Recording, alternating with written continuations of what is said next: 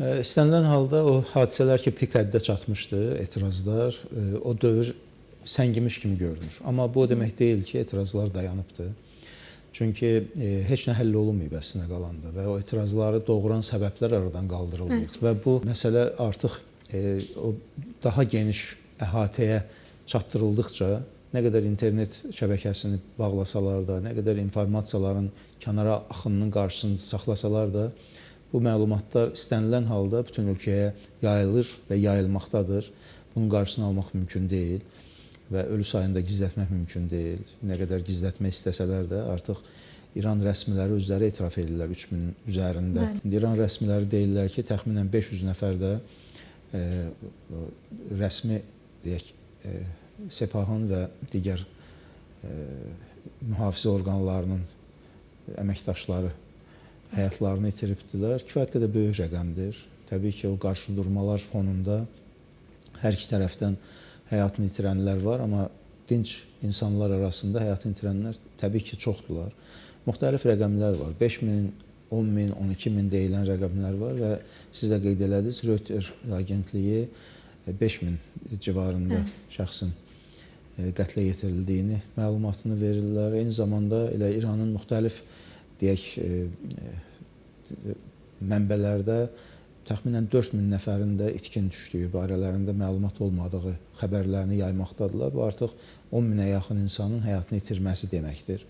Bu məlumatlar təbii ki, rəsmi nə qədər informasiya veriləcək, bu bir başqa məsələdir. Amma istənilən halda bir daha qeyd edirəm ki, bu məlumatları sona qədər gizlətmək mümkün olmayacaq və biz hadisələrin deyək, gərginliyin səngiməsini görürüksə, müşahidə ediriksə, bir müddətdən sonra gərginlik yenə geri qayıdacaq. Qeyd elədiyim kimi, nə səbəblər aradan qalxmayıb, eyni zamanda bu ölü, qətlə yetirilən insanların 3-5 gün fərqlə 40 mərasimləri keçiriləcək, bunlar da etirazlarla müşahidə oluna biləcək hadisələrdir və təsadüfi deyil ki, elə deyək, Amerika Birləşmiş Ştatları və kənar qüvvələr də bu prosesi çox ciddi sürətdə izləməkdədirlər və konkret olaraq məlumatlar var ki, Amerika Birləşmiş Ştatları regiona nəzarətini bir qədər də artırıbdır. Müxtəlif informasiya mənbələri onu deyir ki,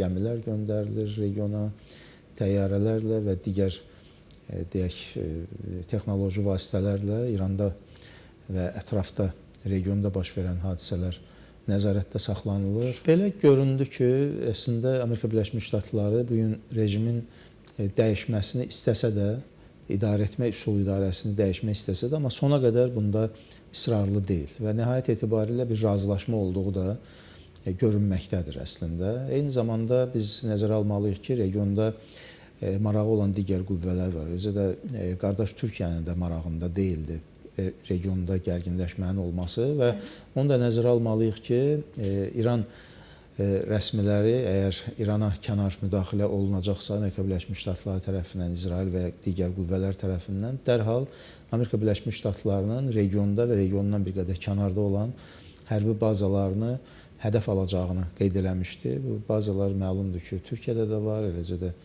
digər Suriyada var, digər ərazilərdə var və bunlar da yəqin ki, nəzərə alınır.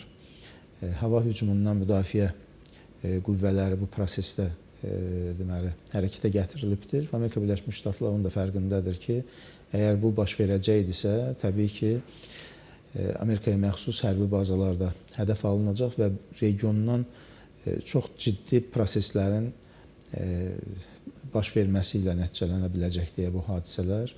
Görünən bundan ibarətdir ki, müəyyən qədər bu amil nəzərə alındı. Hətta ərəb dövlətlərindən də çağırışlar oldu ki, Səudiyyə Ərəbistanına da, bəli, Səudiyyə Ərəbistanının ərazisi də vurula bilərdi.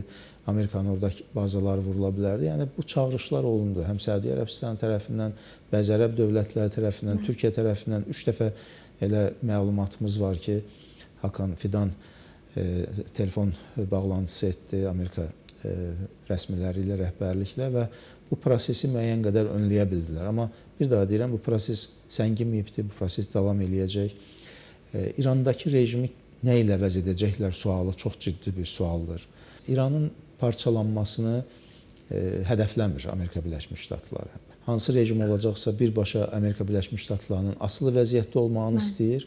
Yəni oradakı deyək xalqların hansı durumda yaşaması, insan haqları, bu məsələlər biz artıq çoxdan bunu tam olaraq bilirik ki, elə öz acı təcrübəmizdən də bilirik ki, bu böyük dövlətləri bir o qədər də ilgiləndirmir. Məsələn, mən dəfələrlə demişəm ki, İranın əgər parçalanmasını istəsəydilər, orada yaşayan Azərbaycanlılar, Azərbaycan türklərinə azca da olsa bir dəstək versəydilər, təbii ki, çox böyük proseslərin baş verməsinə bir şahidlik edə bilərdi. Eləcə də çox təəssüf ilə deyirəm ki, 40 milyonluq Azərbaycan türklərinin vahid bir təşkilatı yoxdur. Vahid lideri yoxdur.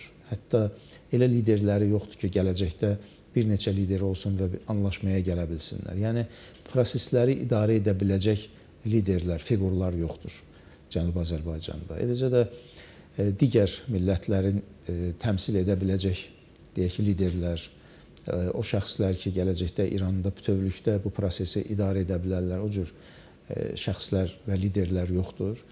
Kənardan da şahın vəliəhdinin ora gətirilməsi də təbii ki, İran camiyyəsi tərəfindən bir mənalı qarşılanmayacaqdır. Ona görə də Amerika Birləşmiş Ştatları bu məsələlərdə olduqca ehtiyatlı davranırlar. İndi sabah 20 yanvardır. Azərbaycan tarixində faciə ilə dolu, eyni zamanda bizim tariximizə qəhrəmanlıq səlnaməsi kimi hesab edirəm, yazılan bir gündür.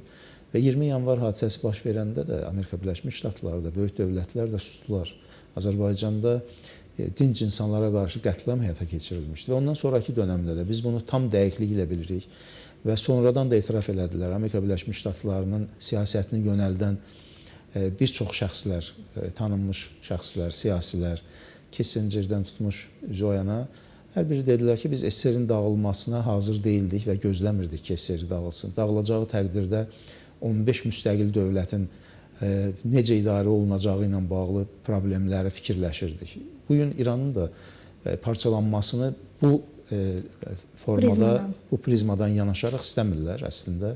Rejim dəyişikliyini istəyirlər, həmin rejimin Amerika Birləşmiş Ştatlarına, güc dövlətlərinə, bilavasitə Amerika Birləşmiş Ştatlarına bağlılığını və onun nəzarətində olmağını istəyirlər. Amma orada yaşayan insanların, dinc əhalinin hüquqları, onların yaşam tərzi, durumu, iqtisadi vəziyyəti, sosial vəziyyəti bir o qədər də maraqlandırmır dünya dövlətlərini. Bu baxımdan əslində deyək, əgər normal dövlət olsaydı, niyə də İranda nüvə silahı olmasın deyə bir retorik sual da vermək olardı. Təbii ki, çox böyük təhlükədir bütövlükdə, region üçün və dünya üçün çox böyük təhlükə olar deyə, o fikirdəyik deyə. Bu prizmadan mövqelər üst-üstə düşə bilir. Amma istənilən halda Amerika Birləşmiş Ştatlarının orada baş verən proseslərə təsiri bir mənalı idi və Pezeşkiyanın da bu məsələ ilə bağlı açıqlaması, eləcə də bir sıra siyasilərin də bu məsələ ilə bağlı açıqlamaları İranı, Amerika Birləşmiş Ştatlarının, İsrailin və digər qüvvələrin İranda baş verən hadisələrə bilavasitə təsir imkanlarının olması sir deyil və hesab edirəm ki, bu təsir imkanları saxlanılmaqdadır və İrandakı proseslər hələ davam eləyəcək qənaətindəyəm. Və nəhayət etibarilə biz daha çox düşünməliyik ki, təbii ki, regionda çox böyük deyək, qarşıdurmaların olması bizim də marağımızda deyil. Biz onu da nəzərə almalıyıq ki, çox böyük qaçqın axını baş verə bilər Azərbaycana. Biz tamamilə qapıları bağlamayacaq ki, öz bacı qardaşlarımıza. Bütün bunları nəzərə almaq lazımdır. Azərbaycanın dövlət və milli maraqlarına, dövlət təhlükəsinə nə dərəcədə təsir eləmək imkanları var. Bunlar maraqlıdır bizim üçün təbii ki. Eyni zamanda orada yaşayan 40 milyonluq Azərbaycan türkünün taleyi bizim üçün ilk növbədə maraqlıdır və bizi ən çox narahat edən məsələ budur. Ona görə İranda baş verən hadisələri diqqətdə saxlamaq lazımdır, vacibdir və biz nəhayət etibarilə bu proseslərə hansısa formada təsir etmə imkanlarımızı da araşdırmalıyıq. Bir daha deyirəm, bir qədər səngiyibdir proseslər, amma problem aradan qalxmayıbdır. İqtisadi problemlər, sosial problemlər, millətlər, orada yaşayan millətlərin haqları ilə bağlı problemlər həll olunmayıbdır və ilk növbədə insanları düşündürən əsas birinci amil iqtisadi problemlərin həlli məsələsidir. İran sanksiyalar altındadır və sanksiyalar bir qədər də gücləndirilibdir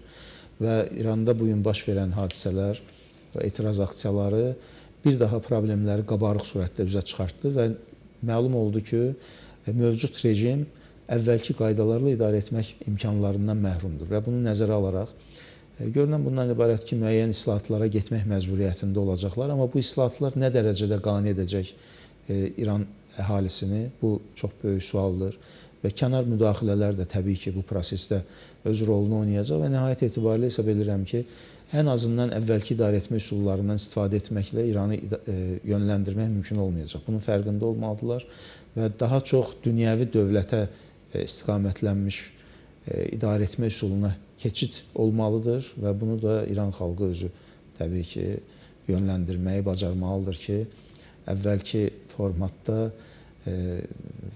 ali dini liderin və onun